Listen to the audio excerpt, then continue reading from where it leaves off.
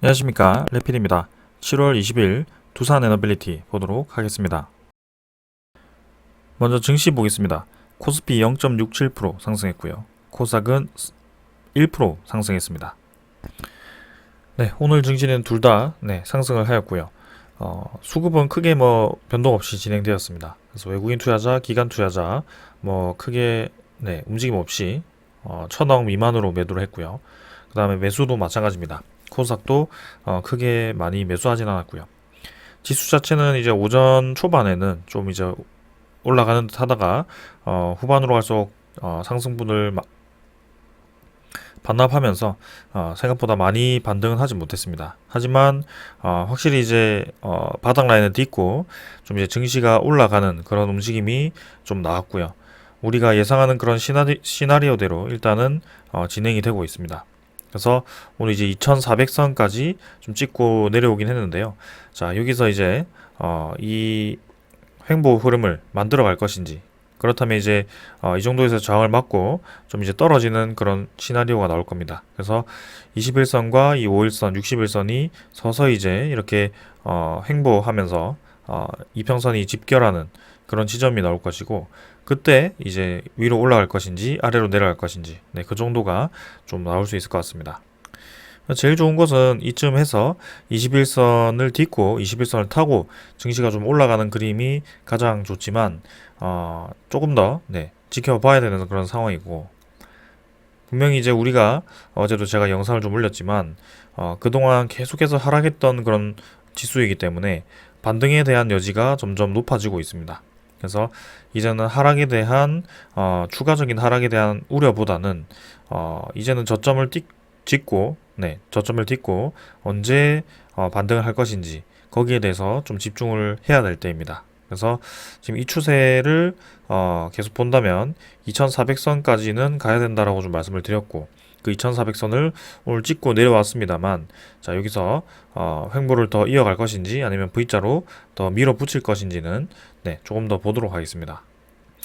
그래서 이제 웬만해서는 이 월봉 자체가 추가적으로 이렇게 길게 떨어지진 않을 것 같습니다.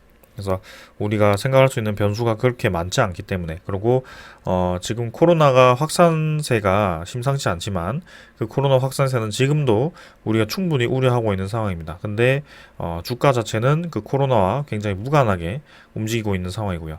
바이오 진단키트 종목들이 좀 관심을 받아서 올라가고 있긴 하지만 나머지 종목들이 내려가지 않고 있습니다. 그래서 코로나에 대한 내성이 확실히 생겼다. 그리고 코로나를 치료하기 위한 치료제, 백신이 많이 보급이 되었기 때문에 이제는 이전 상황과 완전히 다르다라는 것을 생각을 하셔야 됩니다.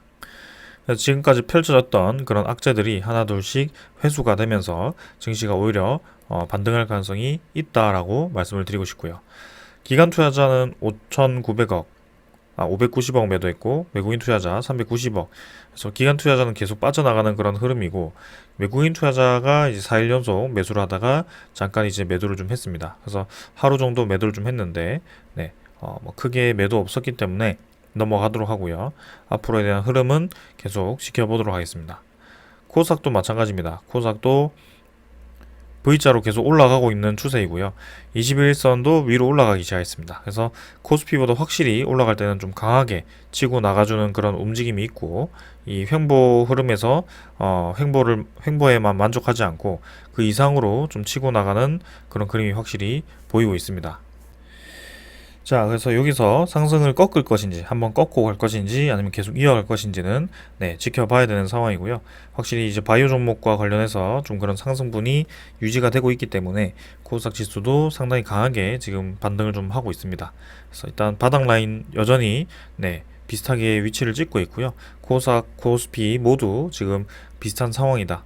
그래서 이제는 이전처럼 고점을 다시 그대로 밀고 올라간다라고 보기는 어렵지만 어느 정도 저점 라인이 잡혔기 때문에 반등할 여지가 충분히 있다. 그 반등 폭은 크지 않더라도 이제는 시장이 떨어지기보다는 좀 버티면서 다시 반등할 때 필수적인 그런 종목들, 그죠? 그동안 좀 가치보다 저평가되었던 그런 종목들 위주로 올라갈 것이라고 판단이 됩니다. 자, 그래서 그 정도로 좀 보면 될 것 같고요. 그 다음에 이제 바로 환율로 넘어가겠습니다. 환율은 이제 달러가 1312원 이렇게 올라갔고요. 3.5원 올라가지고 마무리가 되었습니다. 그래서 계속 이제 1300원 아래로 지금 환율이 떨어지진 않고 있네요. 오늘도 쭉 떨어져가지고 1300원까지 찍고 지금 왔었는데 또 환율이 반등을 하면서 아래 꼬리를 달고 지지를 해주는 그런 모습이었습니다. 그래서 쉽사리 지금 이 21선을 뚫지 못하는데요. 일단은 환율이 떨어져야 이 어느 정도 안정화가 될 겁니다. 그래서 안정적인 방향으로 진행이 되기 위해서는 환율이 좀 떨어지는 방향으로 가야 될 것 같고, 우리나라에 대한 그런 정부라든지 미국 정부 또한 그 환율을 떨어뜨리기 위해서 안정화시키기 위해서 노력을 하고 있습니다. 그래서 분명히 이제 반응이 나올 것이라고 보고 있고, 이대로 또 그대로 밀고 올라가서 1300원 뭐 중반대까지 올라간다. 그거는 좀 무리가 있을 것 같습니다. 그래서 요 정도가 이제 고점이 되지 않을까라는 그런 생각을 해보고요. 네, 환율에 대한 시장도 계속 지켜보도록 하겠습니다. 자, 그 다음에 지수 선물. 지수 선물은 뭐 미국 증시, 유럽 증시 조금 이제 약 하락을 하고 있습니다.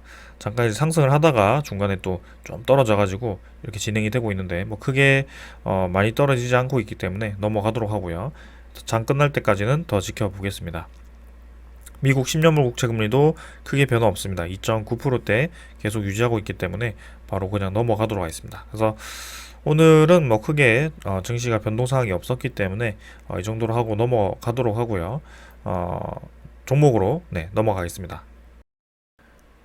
두산 에너빌리티 보겠습니다. 100원 상승해서 0.57% 상승했고요. 17,650원으로 마무리했습니다. 시간의 가격은 50원 정도 하락해서 17,600원으로 마무리가 되었고요. 거래량 자체는 거의 없었습니다. 그리고 일별 거래량 또한 200만 주가량으로 계속해서 거래량이 줄어들고 있는 상황이고요. 그만큼 두산 에너빌리티에 대한 이 거래가 많이 죽었다. 그만큼 매수자와 매도자 모두 지금 두산 에너빌리티를 이 가격에 거래할 마음이 없다라는 거죠. 그래서 그쯤 했을 때 이제 주가가 좀 수렴을 하였다라고 말씀드릴 수 있다라고 저는 계속 말씀을 드렸고, 확실히 지금 주가가 어느 정도 자리를 만들고 있습니다. 그래서 21선 자체가 위로 꺾여서 완벽하게 지금 올라가기 시작했고요. 서서히 이제 추세 라인을 이어가기 위해서는 양봉을 좀 만들면서 이 21선 위로 주가를 좀 밀어넣는 것이 좋아 보입니다. 그래서 우리가 그리는 그림 21선과 61선이 만나는 지점 요 정도 해서 이제 주가가 좀 올라가기를 바라고 있죠. 그래서 이번 주 그리고 다음 주 정도가 되었을 때 이 평선들이 어떻게 수렴을 하는지 정도가 나올 것 같습니다. 확실히 지금 17,400원 초록색 선 정도는 계속 이제 지지 라인을 만들어서 지지를 해주는 움직임이고요. 아직까지는 이 고점에 대한 흐름, 고점이 점점 낮아지는 이 추세 라인은 이겨내지는 못했습니다. 그래서 요 21선과 61선을 뚫고 나아갈 때 이 저항선을 한번 맞는지, 그게 이제 1940원 정도인데요. 19,400원이죠. 그 정도인데요. 요때 이제 거래량을 좀 실으면서 밀고 올라갈 것인지, 그리고 그 윗단계에서 요 정도 매물은 상당히 이제 오래 전부터 좀 많이 거래가 되었던 구간이기 때문에 쉽게 뚫지는 못할 겁니다. 그래서 거래량을 요때 이제 밀어주면서 그대로 밀고 올라갈 것인지, 아니면 요 정도에서 자리를 좀 잡다가 또 올라갈 것인지, 뭐 그런 그림이 좀 그려질 것 같습니다. 그래서 지금 단계에서는 이렇게 수렴하는 구간을 만들어야 된다라고 좀 말씀을 드리고 싶고, 계속해서 이제 올라가는 시나리오만 좀 말씀을 드렸는데, 만약에 이제 내려간다라고 했을 때는 뭐 지금 이제 두산 에너빌리티만의 악재라고 한다면 2분기 실적을 얘기하시는 분들이 상당히 많더라고요. 그래서 2분기 실적은 뭐 며칠 전에 제가 영상으로도 다뤘지만 그 두산 밥캣에 대한 밥캣 그죠? 밥캣에 대한 PRS라고 해서 수합 계약이 있습니다. 뭐 다시 한번 간단하게 말씀드리면 2018년 정도에서 이제 두산 그룹이 어려울 때 두산 밥캣의 지분을 이제 그 수합 계약으로 넘기면서 좀 넘긴 그런 계약이 있습니다. 그래서 그게 좀 만기가 되었는데, 중간에 만기가 되었는데 2020년 정도에 다시 계약 연장을 하면서 지금 2022년 8월 31일까지 계약이 만료가 됩니다. 근데 이 부분에 대해서 이제 만료되는 것은 크게 문제가 되지 않지만 그 계약 자체가 이제 두산 밥켓에 대한 주가와 그 다음에 현재 그러니까 계약 당시 2020년에 그 주가와 이 두산 밥켓의 현재 주가의 차익만큼 이제 만약에 떨어졌을 때는 그 손실만큼을 두산 에너빌리티에서 보상을 해줘야 되는 상황입니다. 그래서 두산 밥켓에 대한 1,000만 주를 지금 PI 재무 투자자가 그 1,000만 주를 가지고 있고요. 거기에 대해서 처음 계약 당시의 가격이 5만 600원 정도였을 겁니다. 그래서 지금 두산 밥켓이 거의 3만 원 아래에 있죠. 그 차이만큼 계산했을 때는 한 주당 2만 원 정도의 손실이 발생하게 됩니다. 그래서 그 1,000만 주를 곱하면 2천억 가량이 손실로 발생하게 되고요. 그 2천억을 지금 만료를 진행했을 때 만기를 이때 진행한다고 했을 때는 2천억이 순 손실로 이제 다 잡히겠죠. 근데 이 시장에 대한 분석과 그 다음에 전체적인 흐름을 보았을 때 지금 두산 밥켓이 3만 원까지 떨어진 것에 대해서 상당히 이제 저평가가 되었다라는 평가가 많습니다. 네. 이미 이제 그런 인플레이션에 대한 우려감, 그 다음에 금리 인상에 대한 급격한 금리 인상으로 인해서 경기 침체가 발생할 수 있다. 거기에 대해서 건설 경기에 대한 우려감으로 이 두산 밥켓에 대한 주가가 좀 미리 하락한 경향이 있거든요. 그래서 이렇게 주가가 저평가되어 있는 구간에서 굳이 두산 에너빌리티가 무리하게 이 2천억을 갚기 위해서 계약을 끝낸다라고 하는 것은 그러진 않을 것 같습니다. 그래서 이 2020년대와 동일하게 2022년도 무난하게 계약 연장을 해가지고 2024년까지 계약을 늘리지 않을까라는 그런 예상이고요. 그러면 계약을 늘린다고 했을 때 2분기 실적은 괜찮아지는지 거기에 대해서 질문을 할 수도 있죠. 근데 2분기 실적은 아마도 8월 달에 발표가 되겠죠. 네, 8월 달에 발표가 되는데 이게 이제 PRS 계약 특성상 이 예비 손실로 잡아야 됩니다. 그래서 예비 손실로 잡았기 때문에 2분기 실적에 반영이 되게 되고요. 지금 한 마이너스 2천억 정도가 아마 영업이익에 반영이 될 겁니다. 순이익이겠죠. 그래서 1분기 실적도 영업이익 대비해서 순이익이 상당히 낮았는데 그 이유가 두산 밥켓에 대한 이 PRS를 반영했기 때문이고요. 사실 그 영업이익이 100억이라고 해서 순이익이 100억이라고 해서 진짜 그 금액만 그 900억만큼 900억 정도가 마이너스로 날아갔느냐 그게 아닙니다.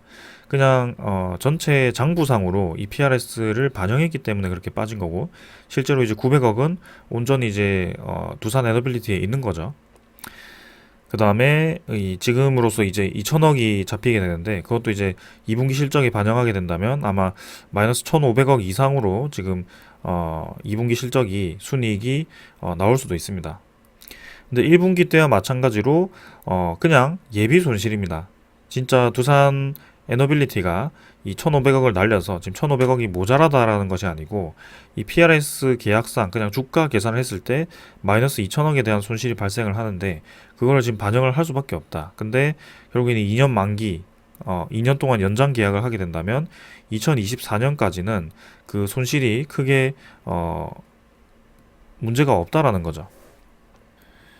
그래서 이 2분기 실적 자체는 굉장히 좋지 않을 수 있는데요. 그거는 이제 수치상으로만 그렇게 나타나는 것이고, 실제 그 두산 에너빌리티에 대한 유동성에는 아무 문제가 없다라고 이해를 하시면 될 것 같습니다. 그래서 8월 달에 나오는 그 실적을 보시고 너무 놀라지는 마시고요. 그 정도는 이미 다 충분히 예상을 하고 있습니다. 왜냐? 지금 두산 밥켓에 대한 주가를 이미 우리가 보고 있기 때문에 우리조차도 이렇게 추정을 할 수 있기 때문에 이미 그런 투자자들은 그런 예상을 다 하고 있습니다. 근데 그런 현재에 대한 실적보다도 앞으로에 대한 그 추가 수주라고 할까요? 수주라든지 비전이 이제 기대가 되기 때문에 이 두산 에너빌리티에 대한 전망을 좋게 보고 있는 것이고 지금 주가도 크게 떨어지지 않고 잘 버티고 있는 이유 중에 하나입니다.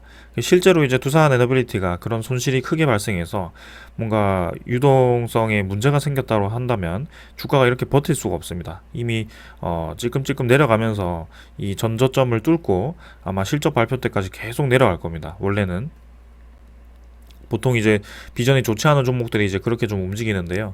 지금은 두산 에너빌리티는 확실히 지킬 자리 지켜주면서 진행이 되고 있다. 그래서 크게 우리가 실적에 대해서 집중할 필요가 없다라고 좀 말씀을 드리고 싶습니다.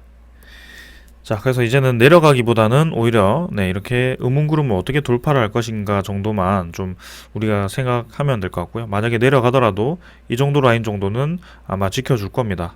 그래서 일단은 더 상황을 지켜보도록 하고요. 다음 주 정도까지는 아마 결판이 좀 나지 않을까라는 생각입니다. 그 다음에 뭐 월봉을 본다면 뭐 그대로 크게 변화 없이 진행이 되었고요. 바닥 라인은 계속 유지를 하고 있습니다. 그래서 이 정도로 하고 넘어가도록 하고, 투자자 수급 자체는 기관 투자자가 16,000주 매수했고 외국인 투자자가 11만 주 정도 매도했습니다. 그래서 외국인 투자자는 최근에 뭐 계속 사고 팔고 반복하다가 뭐 크게 지분 변화가 없고요.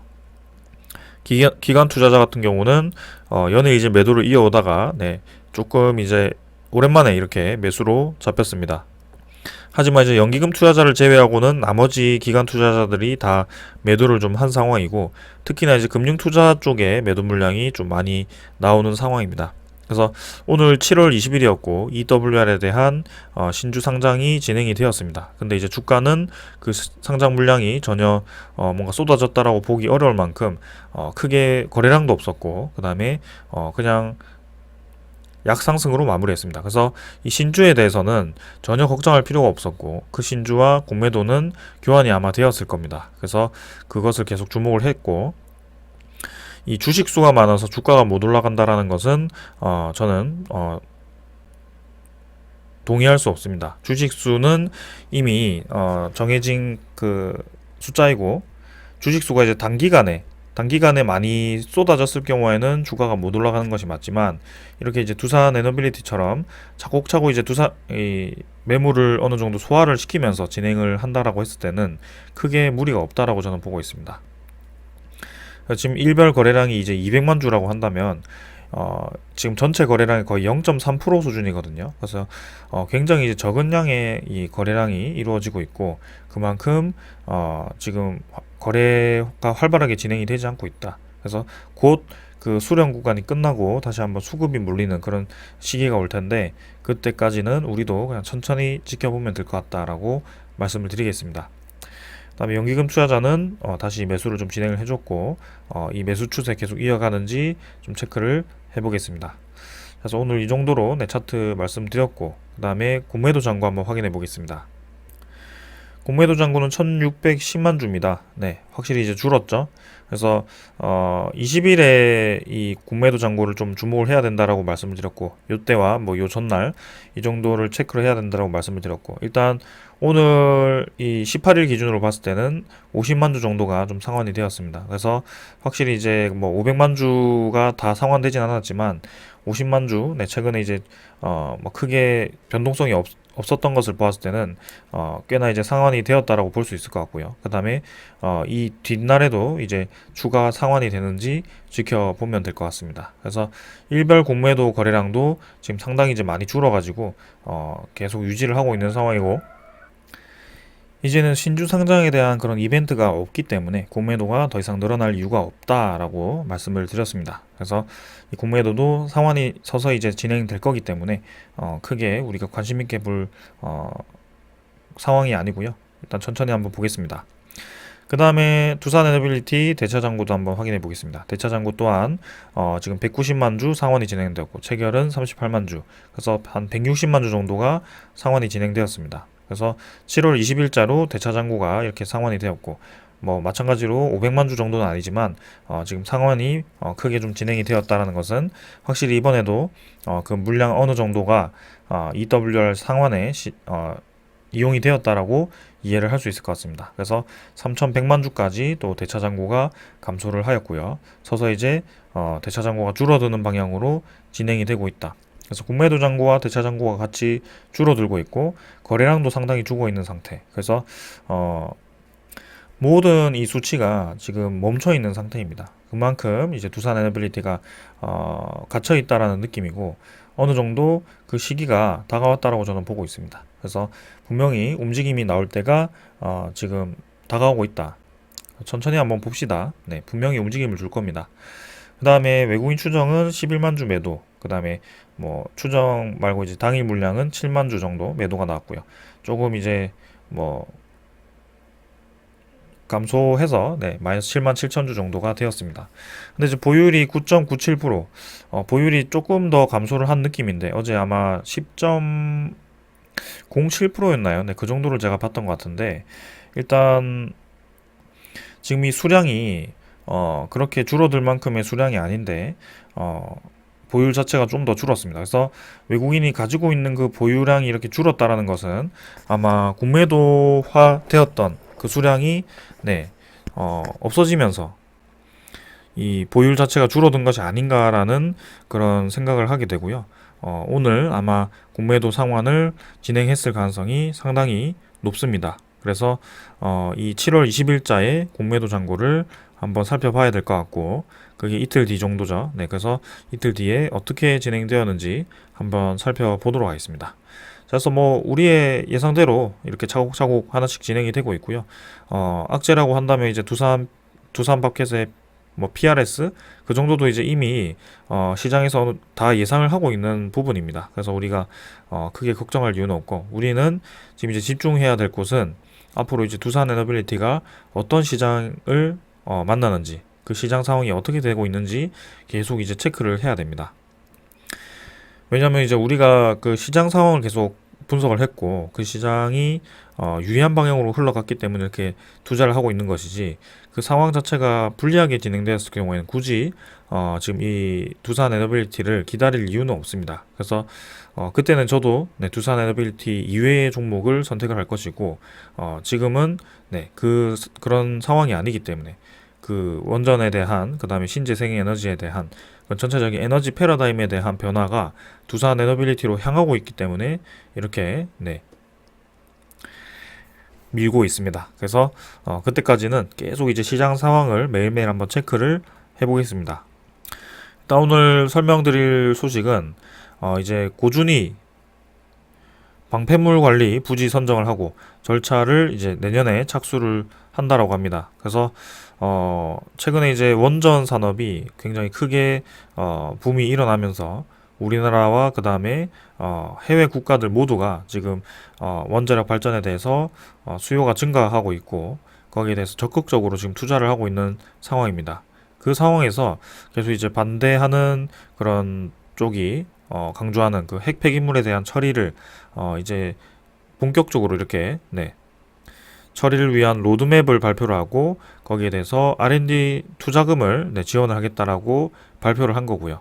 그래서 내년부터 13년에 걸친 고준위 방사성 폐기물 관리 부지 선정 절차 착수를 추진한다라고 합니다. 그리고 원전 발전소 이 확대 정책에 발맞춰서 2060년까지는 사용 후 핵연료 처리에 필요한 기술을 완비하고 실제 중간 연구 처리 시설을 운영한다라는 목표라고 합니다. 사실 뭐 2060년이라고 한다면 상당히 이제 오래 걸리는 것이죠. 지금으로부터 거의 40년 뒤이기 때문에 이 핵폐기물에 대한 기술이 그때까지는 확보가 되지 않는다라는 좀 얘기가 될 수도 있을 것 같고요. 하지만 뭐 2060년 정도면 핵폐기물이 덜 발생하는 SMR이 상당히 많이 보급이 되지 않았을까 그런 생각입니다. 일단은 지금 이제 정부 차원에서 그 투자를 시작했다라는 것 자체가 의미 있는 이 일이라고 생각을 하고 있고요. 여기서 이제 부지 선정 단계는 총 이렇게 진행이 됩니다. 그래서 뭐 부지 적합 지역을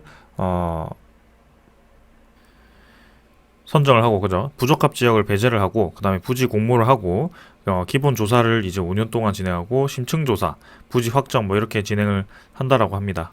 그래서 그 연구 개발과 그다음에 이런 추진 방안에 대해서 1조 4천억 원 정도를 투자를 한다라고 하고요. 연구개발에 9천억 원, 그 다음에 연구용 지하 연구시설 구축에 4,900억 정도를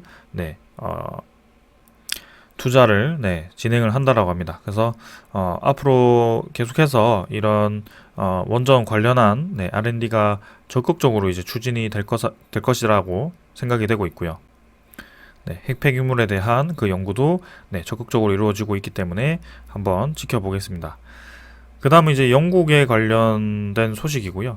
영국 지자체가 이제 전기료가 3배 폭등을 했다라고 하죠. 그래서 우리 지역에 원전을 지어달라라고 얘기가 나왔고요.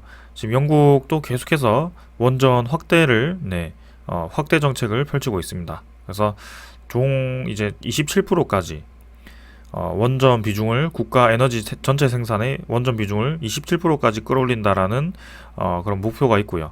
지금 이제 프로젝트가 총 3개 정도가 있는데 그건 이제 프랑스 EDF와 중국 쪽으로 지금 진행이 되었고 나머지 이제 원전 5기를 추가 건설하는 데 있어서 한국에 대해서 이제 참여를 희망을 했다라고 합니다. 그럼 앞에 있는 이 3개는 왜 한국이 참여를 못했느냐? 그동안 이제 뭐 탈원전 정책이라든지 그런 우리나라 산업에 대해서 그 원전 산업에 대해서 여력이 없었습니다. 그래서 그런 상황에서 이제 중국이나 뭐 프랑스 EDF가 이렇게 판을 벌렸고요. 이제 다시 이렇게 우리나라가 그 친원전 정책을 펼치면서 원전 건설에 있어서 적극적인 투자금을 확보할 수 있고 그 다음에 중장기적으로 원전 보수를 할 수 있는 그런 국가이기 때문에 다시 한번 이렇게 관심을 주는 것 같습니다.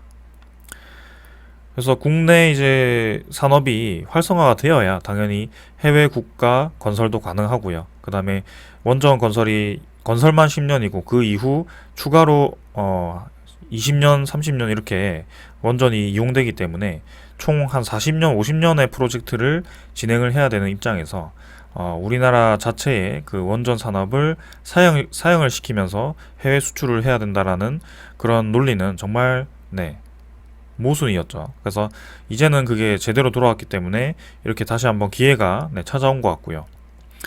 여기에 관련해서 이제 영국 장관이 다음 달에 우리나라를 방문해서 이 부분에 대해서 논의를 한다라고 합니다. 그래서 우리나라에 대한 원전 기술을 분명히 인정을 하고 있고 최근에 이제 프랑스 EDF에 대한 그 원전 기술력이 좀 결함이 몇 개가 발견되면서 좀 신뢰도도 떨어지기도 했고요. 그 다음에 중국에 대한 이 프로젝트도 상당히 이제 중국과 그 서방 국가들이 좀 거리두기를 하면서 이제는 우리나라에 상당히 유리한 시장으로 다가오고 있다라고 보여집니다. 그리고 영국 원전이 이제 수십 년 동안 일감이 생길 것을 기대를 해서 이제 영국 굴지의 원자력 발전 기술 컨설팅 업체인 제이컵스 그레이 윌리츠 기술 및 사이버 솔루션 부사장이라고 하죠.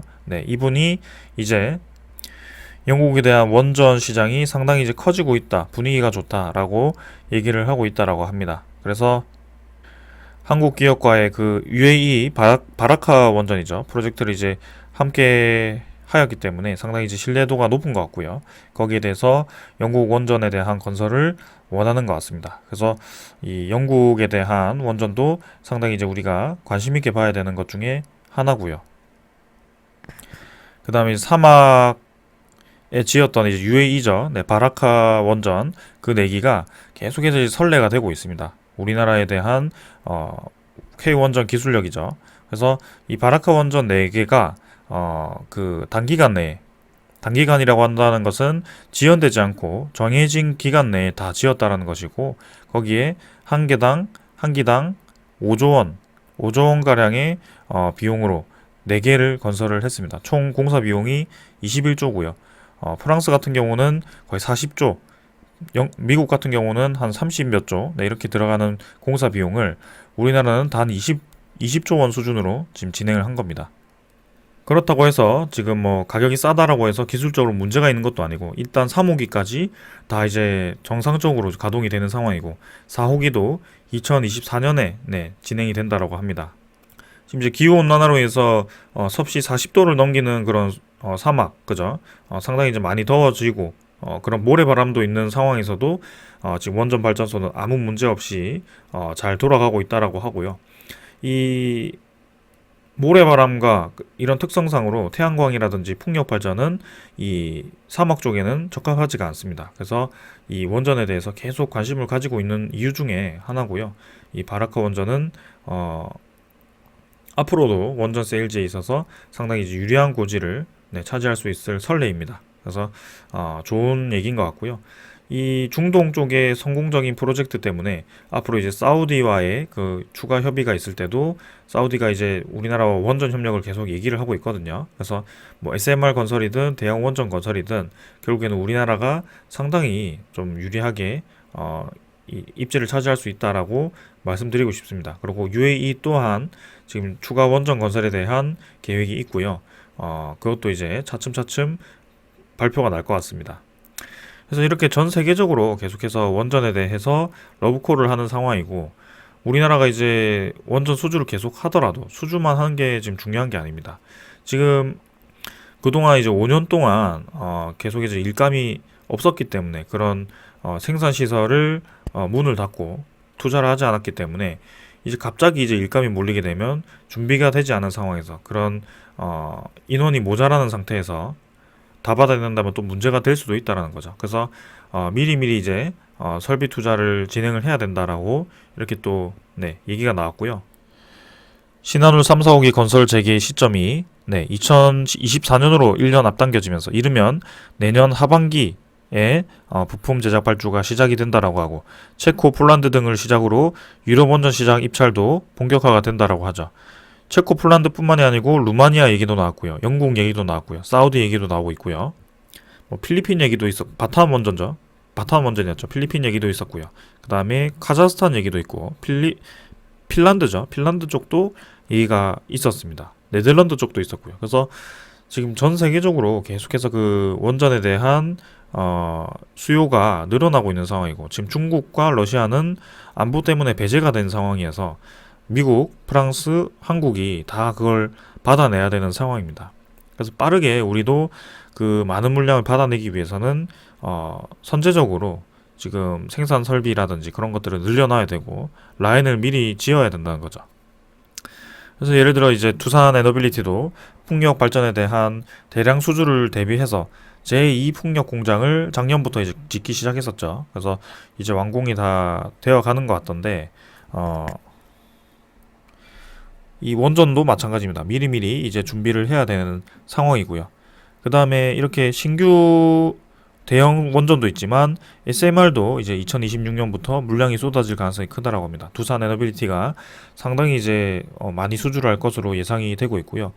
연 8천억까지, 많으면 이제 1조 이상으로 지금 수주를 매년 진행할 가능성이 있다라고 평가가 되죠. 그리고 그뿐만이 아니고 이제 사용 후 핵연료 저장 용기 캐스크도 대량 발주가 예정이 되어 있습니다. 이제는 원전 해체 시장도 커지고 있기 때문에 그 원전 해체에 맞춰서 그 사용 후 핵연료 저장을 해야 되는 캐스크도 상당히 많이 필요할 거고요. 2025년부터 2035년까지 700여 대의 캐스크가 필요할 것으로 예상이 된다라고 합니다.